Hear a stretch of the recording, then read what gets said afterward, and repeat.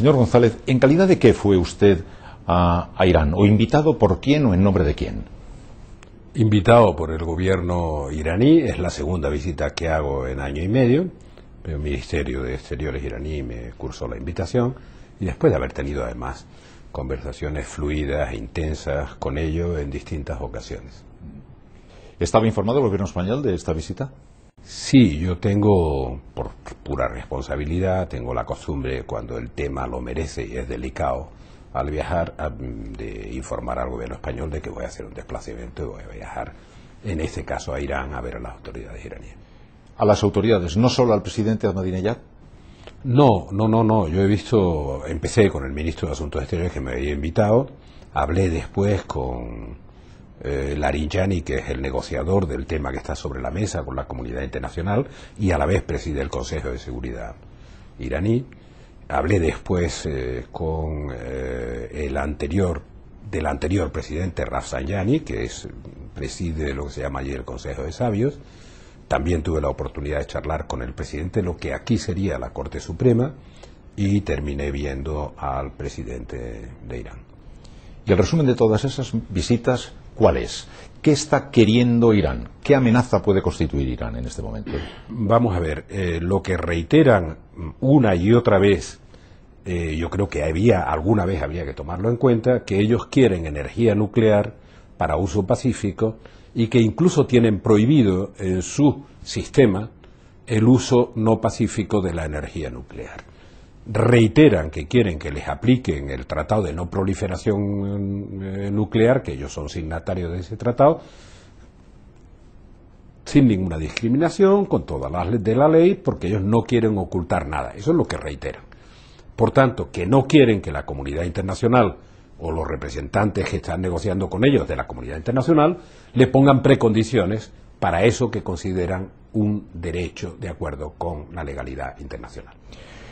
¿Y sabe usted más o menos en qué punto estarían del desarrollo de ese enriquecimiento de uranio en este momento?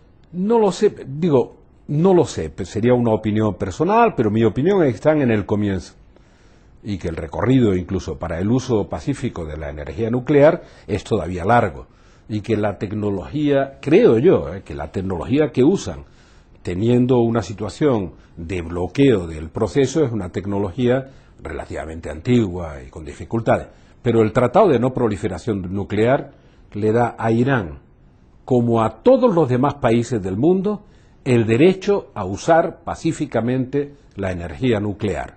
Y ese derecho comprende la colaboración de los países productores de esa energía nuclear, tecnológica y científica, con los países que quieren acceder. En todo caso, señor González, estamos en unas semanas decisivas porque la llamada comunidad internacional, está marcando plazos, ahora ha dado uno y lo ha ampliado. ¿Qué cree usted que va a ocurrir ahora mismo?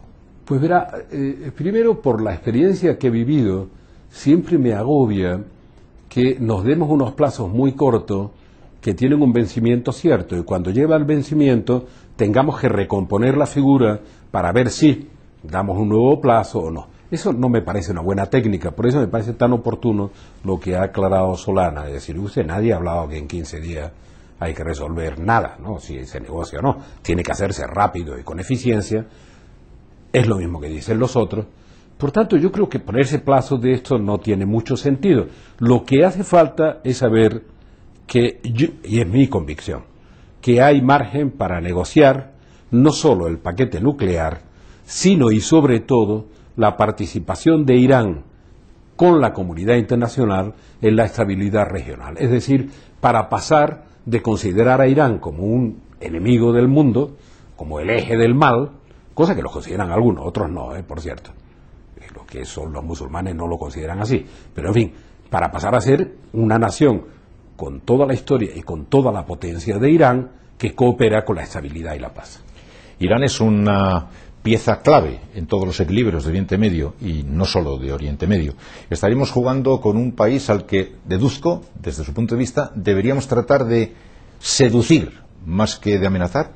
Yo no diría que, desde luego hay que excluir la amenaza. Cualquier tipo de amenaza me parece absolutamente inútil y lo que hace es empeorar las cosas en la propia evolución iraní. Eso hay que excluirlo. ¿Y cómo cabría lo contrario? Y segundo, creo que Irán puede participar y puede participar activamente en la estabilidad de la región. Y creo que es una pieza clave, no solo para la región de Medio Oriente, sino para el eje de articulación de Medio Oriente con Extremo Oriente. Los chinos lo han entendido, los rusos también, los americanos lo saben. Hay una desconfianza que viene de la revolución iraní contra el Shah y de la caída del Shah. Desde entonces no han recuperado, desde el punto de vista americano y británico, la confianza. Pero hay muchos países que entienden que es una pieza clave en el tablero de la estabilidad de la región, pero también lo puede ser en el de la inestabilidad, si viven en el acoso y en la presión. Finalmente, también Ahmadinejad, la persona con la que estuvo usted hace unos días, está en esa misma línea, aunque sus palabras parezcan palabras públicas, digamos, parecen indicar lo contrario. En el tema del que estamos hablando, en el tema nuclear y en el papel de Irán en cuanto a la región, llámese Irak, Afganistán, etcétera, a Oriente Medio, las palabras reiteradas ayer por el presidente Ahmadinejad son exactamente las mismas. Es decir, es verdad que en algún momento, en la crisis de Oriente Próximo, ha dicho lo que ha dicho respecto de Oriente Próximo. Y podrá comprenderse el temor de Israel, por tanto, en estas circunstancias. Claro. Ha ido mucho más allá de lo que nunca ha ido ningún dirigente palestino, para entendernos, ¿no? Para menos en los últimos 25 años. No diré ningún dirigente árabe, porque los dirigentes árabes durante mucho tiempo han ido, digamos, en el mismo discurso. Más sí, pero desarrollo del programa nuclear, más lo dicho por Ahmadinejad, eso es. De nuevo voy a hacer un matiz que tiene cierto interés, que es que nosotros pensamos que el desarrollo del programa nuclear solo tiene un interés militar. Y ellos reiteran que lo que excluyen es la parte militar del desarrollo nuclear. Repito, ¿se los debe creer o no?